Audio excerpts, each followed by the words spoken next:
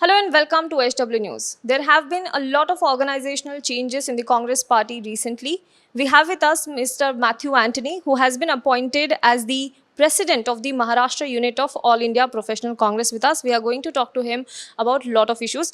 Firstly, Matthew, congratulations for being appointed as the president of Maharashtra unit of AIPC.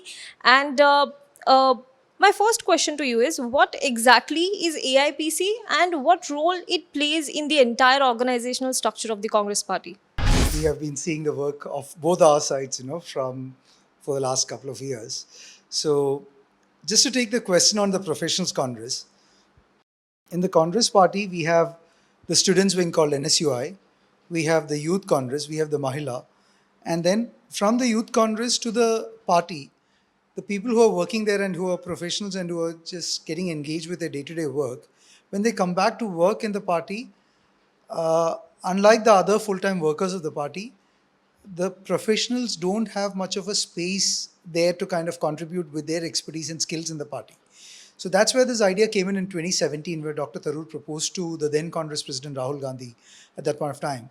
And this idea was very welcomed by the party. And from there, we have made a very strong beginning. We have laid down a good foundation.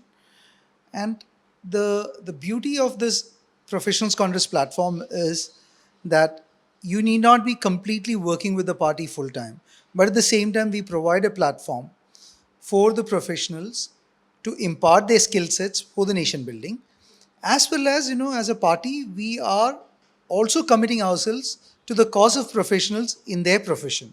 So we make the right voice for them, especially in segments where there are no trade unions. We might have to do representations for the professionals' voice if there are issues concerning their professional engagement.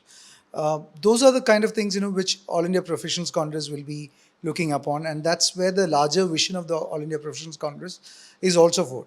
And we also intend or aspire to be a talent pool for the Congress Party for various activities and leadership roles in the Congress Party, not only on the electoral front, but a party which has to function nowadays has got a lot of things to put together. There is something which you see in the front end, which is electoral politics. There's a lot which happens behind the scenes in terms of the operations, in terms of research, in terms of communications, in terms of working out on the data. A lot of things happens there. So professionals comes with a lot of skill sets there. Our endeavor is to make use of find a value bridge between these two aspects and help them get a sense of feeling that they are contributing towards the nation building, and we are making use of the professionals for the nation building through the party system also. So those who find alignment with the ideologies of the Congress Party as well as with the constitution of the country, they are most welcome to join us, and we provide them an opportunity. That's the larger objective of AIPC. Definitely, it's like a startup. But we have seen that there was Maharashtra election, Lok Sabha election. Obviously, like other party cells, you also might have been, kind of uh, become aware of the kind of challenges that come with elections, especially. So, what were the kind of achievements or challenges that you faced during Lok Sabha election and Maharashtra Assembly election? Because Maharashtra Assembly election was really a tough one for the Congress party as well. So, in the Maharashtra Assembly elections, we did a very wonderful job in terms of supporting the candidates in few places, especially in the Vidarbha area. In Nagpur, we helped a few candidates in their election booth management as well as data management and outreach programs. We did a lot of social media support campaigns in Mumbai as well as in the Nagpur area. Pune also we did a significant job. There was a war room kind of uh, back end room which was created by the Congress Party. A lot of people, were from the AIPC who were there in that activity, in supporting the data management, in supporting the calls, and all sort of things like that. So, what we are trying to achieve in next by 2024 elections is taking the learnings, the small learnings, which we had from the last elections. We are putting up a small package to the Congress Party, where the kind of services which can be rendered by AIPC to the party while the candidates are managing their elections, we can help, we can support the party with so and so activities. We have made a significant presence in the social media, especially in Mumbai as well as in Maharashtra area, with a lot of talents which is there with us, who gets their time, utilize a lot of support for the party in Twitter, Facebook, in promoting the campaigns and supporting the campaigns. So that is one area where we find a natural progression for the lot of professionals, because of the due to paucity of time for them to engage in the physical activities. A lot of them is kind of coming across in data management. We have a data scientist as a social media coordinator for Maharashtra, who works with a large bank. Then we have people who are specialized in uh, communications. The state vice president Sumit Gaikwad is a communication specialist, who has graduated from UCLA. So such kind of talents are there with us. Lot of issues are coming up, especially post the pandemic is not over yet, but we are looking at recovering the economy, and joblessness is a major problem, not only among the laborer, the migrant laborer, but also among the professionals. So how do you going to address that? So joblessness is a big issue, because it has not happened just because of the pandemic. It was there before the pandemic also. So what has really happened is, um the government, the central government's economic decisions, starting from the demonetization to the poor implementation of the GST, and as well as what has really created this joblessness is the lack of confidence in the investors in the country. We see only the few large capitalists investing in this country, but whereas the small time as well as the medium ones and the foreign investors, the biggest concern with them is there is no stability for the law. Every time a budget announcement is made, you see eight rollbacks of the budget. Every time you announce a policy, then you see rollbacks of the decision, you see amendments, and there is no shelf life for the law. Which is, for a business to invest, they make investments based on assessments of the existing business laws and the exit route, as well as the consistency of the law. The consistency of the law has been completely taken away by this government, which is one of the largest economic flaw. The fundamental flaw which has been done by this government of India is the total lack of consistency in giving stability for the laws or policies which they are announcing. Now, having said that, as an opposition party, we are complaining about it. We are representing the voice of the people there. Now, at the same time, we also realize, that no, there is no. We should also do productive engagements in terms of trying to create employment opportunities. That is why we have chosen identified MSME as a sector where we can encourage people to create employment, because MSME as a sector, it's large when it comes to compounding the numbers which is contributing to the GDP, but at the same time it also is small investments. So there is no huge risk over the investor when compared to a large investment project, which is difficult to attract right now. So we want that confidence to be coming back to the small time investors. That is why we are demanding, and we would like to engage in productive conversations with the government as well as the regulatory agencies as well as RBI and all, to give them more unsecured credit, ease of credit. That is what is really required right now, rather than the burden of taxations, the burden of regulatory issues, reducing the number of approvals which is required. Reason I asked about joblessness is because not only in India, but obviously Bihar elections is also coming up, and in Bihar election, unemployment is coming up as a big issue. Tejasvi Yadav is on the ground talking about it. There is Chirag Paswan who is on ground talking about it. Who from the Congress party is there to talk about this particular issue? We don't see anybody from the Congress party, on the ground in Bihar.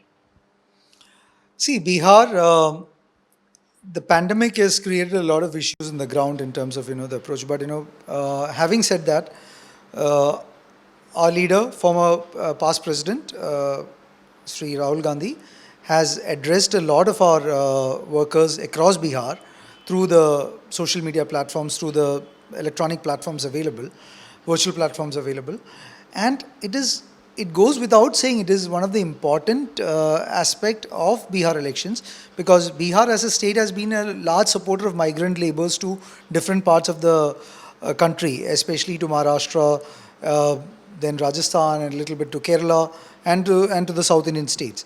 So these migrant population by and large is back in Bihar. So there is anyway stress, added stress to Bihar, along with the local Bihar people being unemployed and the migrant Bihar people, coming back to Bihar. Employment has to be generated. Let's talk about the Hathras case, for example, because that has been making a lot of headlines. What happened in Hathras is definitely an issue. There is a criticism from the BJP that the leadership of the party does not speak about these similar issues that happen in Congress ruled state as much as they speak about the issues that happen in BJP ruled states. Why? So, the rape, when it happens to anyone, an individual, it is the most heinous act. It has to be condemned. It doesn't have a political color at all. So, when the BJP asked this question, I have raised this question to the BJP leadership also. We saw a lot of drama from the BJP leadership. I use the word drama. The simple reason is because if it was genuine, then it has to be genuine now also. So when Nirbhaya happened, I completely sympathize with the family there. When Katwa happened, I completely sympathize with the family there. And there is no words to justify what has happened to any one of them. Be it in any state for that matter. Be it any state ruled by any party for that matter. But then, when it happens, when you can't be selectively doing this. I am of the opinion that if it happens in a Congress state also, a rape is rape. It is bad. It is affecting an individual. It is affecting a community. It is affecting a gender in a very bad manner, and it has to be addressed. It has to be condemned, and the law and order has to be tightened. So there are no ifs and buts with it. So we have condemned the Hathras Act, and I personally is of the opinion that there is no politics to rape. It is not limited to a BJP, it is not limited to a Congress, it is not limited to a regional party. If a rape is happening, then there is order, there is an issue with the law and order. And the establishment has to tighten the law and order.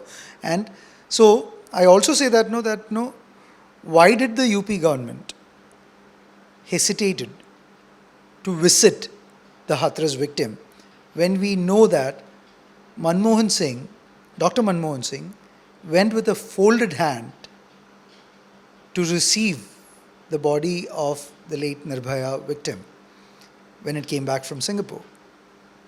The Prime Minister of the country went, and that's a very large message.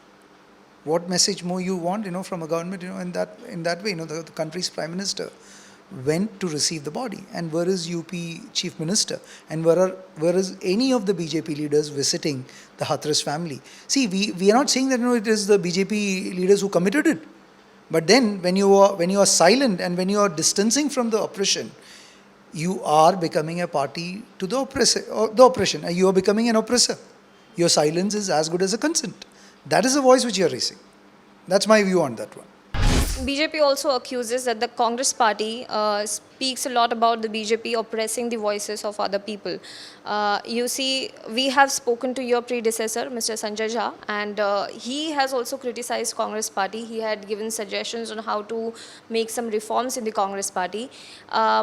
He was sacked from the Congress party. You see, the BJP alleges that's a hypocrisy. I would put the facts for a correction here. Sanjay is never sacked from the Congress party. He was suspended from the Congress party, and when you say sacking is from the primary membership, from the party where the word of dismissal is being used. He's not sacked from the party. So I am a professional. I've worked in the party. I was in the student politics of the party also. So I will always say, that I can speak my mind as an individual when I am there, But when I'm occupying a chair of responsibility which is given to me by the party, then I have to be, because there is a sense of responsibility vested upon me as an individual for upholding the responsibility. So in a given day, practically, we will have things to agree and we will have things to disagree, because we never claim, that we are a 100% perfect unit. If somebody claims so, then they are absolutely wrong. But then we have a good within AIPC we have a good to and fro communication system, and whenever we have disagreements within the party, I have never faced any point of time, where I am disallowed to raise my voice within the party. So when I have that platform to raise my voice within the party, and my criticism within the party, or on any disagreements, where I have, is being listened to, is being recorded to, and has been given a note, a satisfying reply, or if not being given a satisfying reply, my dissent is noted there, and they proceed as per the procedures, I have nothing to complain. It is the same way in which a large organization works. It is the same way the parliament also works. We can't agree all the time. As long as there is a decision made and there is a hearing done, I don't see a reason for me to complain anything else. And I consider Congress as a family, and I don't want to come out and say things when the family is listening, and family is consultative within internally.